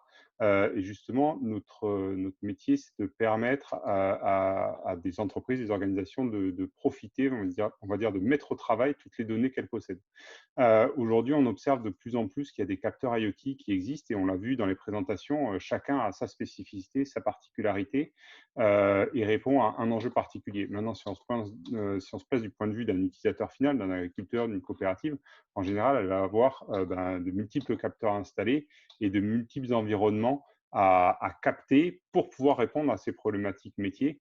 Et on voit apparaître de plus en plus d'applications qui vont permettre justement de récupérer les informations de ces différents capteurs pour proposer une interface cohérente qui va répondre vraiment aux enjeux métiers derrière et qui va capter, utiliser les données produites par tous ces différents capteurs-là. Et on observe aujourd'hui, pour répondre à la question qui a été posée initialement, comment je fais, moi, qui suis sur le champ ou sur le terrain. C'est vrai qu'aujourd'hui, chaque fournisseur de solutions IoT a tendance à vouloir aller très haut dans le métier et fournir une interface très, très particulière par rapport à la spécificité de son capteur, mais sans répondre à la globalité du système.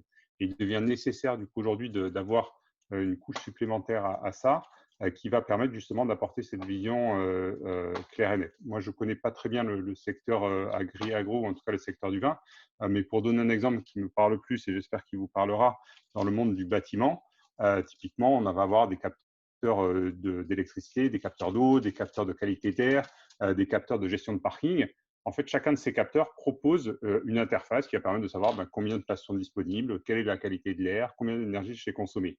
La réalité d'un manager de bâtiment aujourd'hui, c'est qu'il va avoir toutes ces informations en une seule et même interface.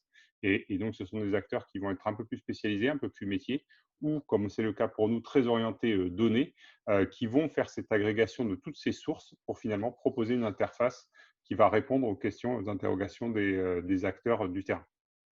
Voilà, je ne sais pas si ça répond un peu à la question qui avait été posée initialement.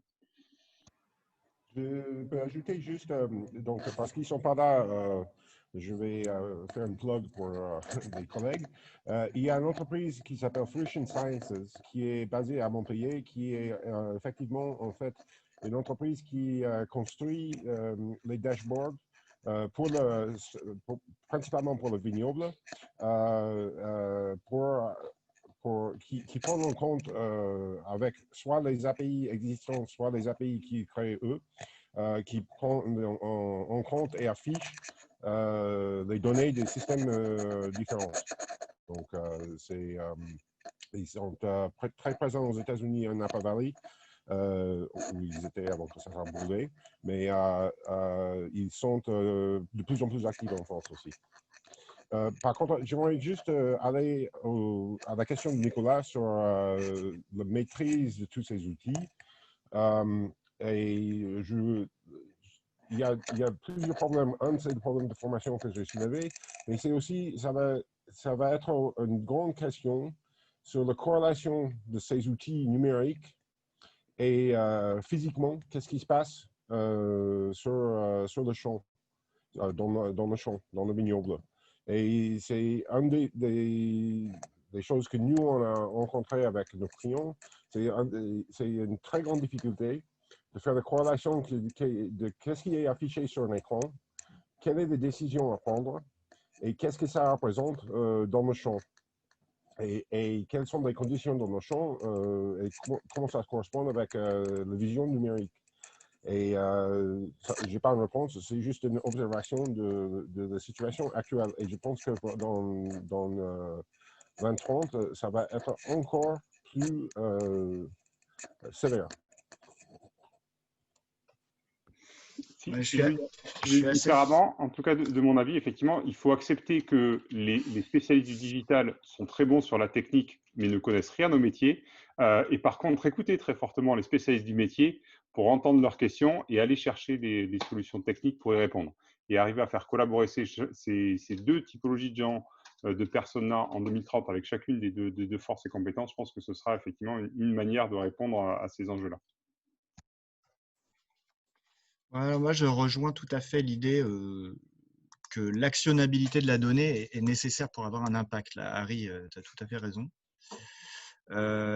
Et donc, bon, pour prolonger un peu ce que disait Benoît, nous, de notre côté, on est assez attentif aussi à non pas une interopérabilité intersystème de traitement de données, mais avec les machines. Et je pense que, donc là, on a deux exemples. Hein. Il y a le cas d'interface et de prise de contrôle direct de circuits d'irrigation. Je pense qu'il y a des sujets qui ont plus ou moins de la valeur ajoutée finalement pour le vigneron. Il y a des choses qui peuvent être faites de façon assez automatique, quitte à garder une vue, mais un peu overview au-dessus de tout ça. Plutôt dans une gestion qualitative que dans un micro-management du circuit d'irrigation.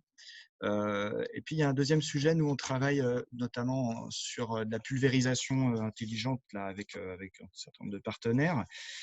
Et donc, il faut que nos sorties, les données de sortie puissent rentrer, notamment via les normes ISOBUS, là, dans ce qui peut être embarqué sur tracteur, de manière à avoir un pilotage fin. Finalement, là, en l'occurrence, c'est de la modulation de dose à l'échelle quasiment du CEP. Mais je pense que l'un des enjeux de la donnée, ce n'est pas seulement de la déployer sur une interface homme-machine, sur un écran, mais à mon avis, de prendre le contrôle d'un certain nombre de dispositifs à l'horizon 2030 pour parler de la viticulture 2030.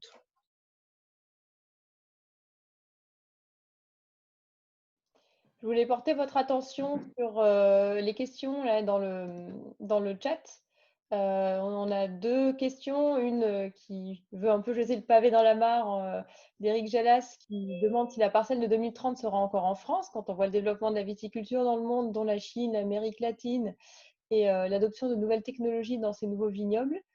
Donc, je vous invite à lire cette question, voire pour y répondre. Également une question d'une journaliste qui travaille via Occitanie et qui demande si finalement, pour résumer, la parcelle en 2030 sera une parcelle connectée, notamment pour réguler l'irrigation et une parcelle peuplée de cépages résistants.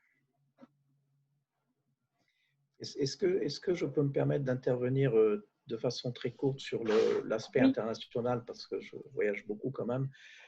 Je pense que en France, il faut arrêter de s'auto-flageoler. Je pense qu'en termes d'innovation, moi, je suis assez positif sur l'avancée de la France en viticulture en termes d'innovation. Et comme je viens de le dire dans le chat, ce qui nous plombe, c'est la réglementation, hein, en particulier la réglementation AOC, versus il faut arrêter l'irrigation de la vigne le 15 août, passer l'Ascension. Je ne sais pas, il doit y avoir une relation avec la Bible entre l'Église et l'INAO, j'en sais rien. Donc, tout ça pour dire que la parcelle de référence, elle peut très bien être en France. Eric parlait de la Chine. Bon, la Chine, c'est un vignoble quand même, je l'ai mis de façon très respectueuse, très primaire. C'est-à-dire que la région du Ningxia, où je vais chaque année, l'irrigation n'est pas pilotée. On leur a dit, venant d'en haut, qu'il faut qu'ils apportent 600 mm par an. Ils apportent 600 mm par an, point final. Il n'y a pas de capteur. Les stations météo, pour y avoir accès, il faut demander l'autorisation à l'État. Enfin, donc, je pense qu'il ne faut pas idéaliser ces pays-là. Ni l'Australie. L'Australie parle beaucoup de nouvelles technologies, mais il n'y a pas grand-chose au vignoble, soyons clairs. Et puis l'Amérique du Sud, peut-être aussi. Donc, je voudrais ici plutôt… vous m'entendez là? Oui. Ah oui, parce que je vois que mon micro est coupé de… Ah non, c'est Fabien. Voilà. D'accord. Donc, je pensais que j'avais été censuré parce que je disais des bêtises. Moi, je pense que non, la France avance bien et peut servir de modèle. La parcelle de référence, je pense qu'elle sera dans le sud. Je pense qu'il faut la choisir de façon intelligente versus quel cépage va servir de référence, etc. Donc, il y a plein de questions derrière. Il ne s'agit pas de prendre une parcelle et de l'équiper comme un 747. Il faut un peu réfléchir à la physiologie de la vigne aussi et qu'est-ce qu'on veut faire avec toutes ces mesures. Voilà. Mais moi, je trouve que la France est bien positionnée quand même. L'avantage maintenant des pays dits du Nouveau Monde, je n'aime pas cette expression, mais bon, je vais l'employer, c'est qu'ils n'ont pas ils sont pas plombés par la législation, quoi. Ça nous plombe. Je le dis et je le redis et je le redirai à chaque fois. Merci. J'ai trouvé aussi une intervention de Bruno Le Breton qui va au-delà de l'aspect technique et qui parle de parcelles pensées de manière équilibrée avec 3 piliers du développement durable, social, économique et environnemental. Et c'est vrai qu'il y a dans la parcelle 2030 tout un aspect social qu'on n'a pas pu évoquer aujourd'hui et qui peut-être dans pas longtemps sera aussi lié au digital. Peut-être que le digital nous aidera également à épauler cet aspect, pas simplement le technique. Et on peut très bien imaginer une parcelle en permaculture équipée de capteurs aussi. Je veux dire, c'est pas impossible. Juste une dernière phrase et j'arrête parce que je parle trop, mais c'est bien l'agroforesterie, mais c'est pas parce qu'on met des arbres dans un vignoble industriel qu'on fait de l'agroforesterie. Donc, il faut réfléchir à cette parcelle de référence en allant un petit peu plus loin que simplement mettre des capteurs dans les vignes, je crois. Très bien. Juste pour finir, excusez-moi, Baptiste, oui. Juste pour suivre avec Alain, donc c'est pas juste d'agroforesterie, mais c'est du agroécologie, c'est toute la plantation de haies, des fleurs, des arbres dans certains endroits pour couper le vent. C'est pas juste pour planter des forêts partout. Oui, merci Harry, je ne pensais pas du tout à toi hein. En disant ça. Je pense que c'était une remarque générale. Mais je pense une parcelle de référence où on associe, disons, une viticulture entre guillemets industrielle à une approche oui, environnementale et de type permaculture. Voilà, il faut peut-être y réfléchir. Oui, je me permets, Dominique Terré d'Aquasys. Donc Aquasys, nous on fait du numérique, mais dans la gestion de la ressource en eau pour les collectivités. Et du coup, on essaye de faire la synthèse entre la météo, le sol et la ressource. Et du coup, on est en train d'essayer de se rapprocher des capteurs agronomiques. Du coup, on a regardé avec intérêt la levée de fonds que vient de faire la société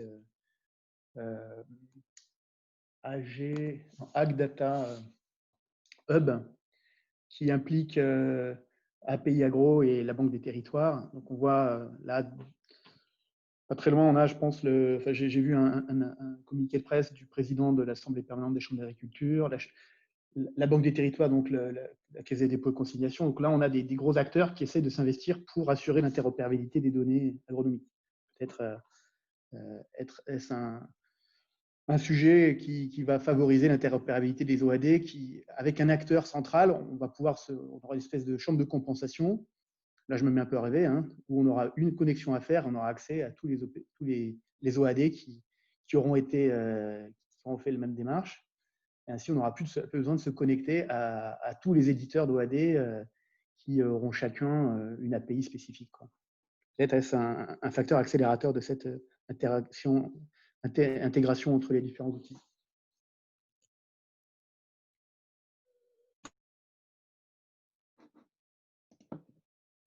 Merci pour vos interventions, merci pour ces réponses.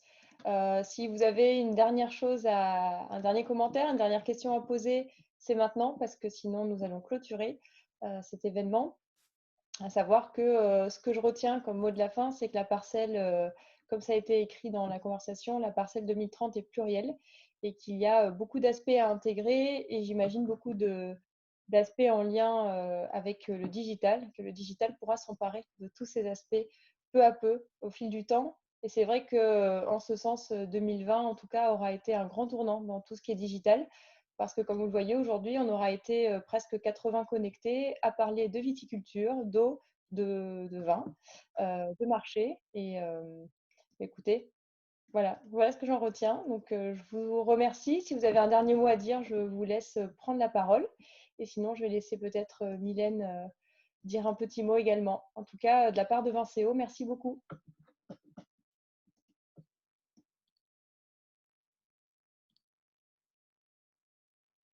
Bien, merci à tous, en tout cas, d'avoir participé à ce webinaire. Merci à l'ensemble des intervenants et des co-organisateurs. Et puis, on espère qu'on vous retrouvera peut-être en vrai l'année prochaine, si jamais on a l'occasion de faire émerger des choses par rapport à cette jolie synthèse que vous nous avez fournie. Voilà, très bonne journée à tous et à bientôt.